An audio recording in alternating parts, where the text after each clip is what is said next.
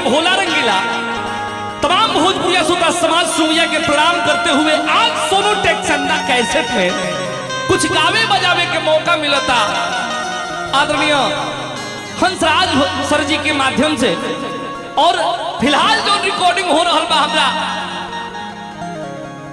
विनोद भैया के recording studio Siwan जिला हसनपुरा क्षेत्र में, और बहुत ही सुंदर म्यूजिशियन हमारे बड़े भैया असगर अंसारी भैया की टीम, बेंजू पे असगर भैया और हमरा कीबोर्ड पे इलियास भैया, रविंदर भैया, धर्मेंद्र भैया, देखिए पैड बजाओ तरी धर्मेंद्र भैया, और हमरा सरोज भैया ढोलक पे, और गौतम भैया हमरा ताला टपियार हमारे भैया कहे बगा। आई गीत के प्रस्तुति रहुआ सबनी के बीच में आदरणीय बड़े भैया निर्देशक अखिलेश कुमार यादव जी की प्रस्तुति रहुआ सबनी के बीच में जा रहल बा। तो उम्मीद करता नहीं कि रहुआ सबनी ये गानवा के प्यार दुलार आशीर्वाद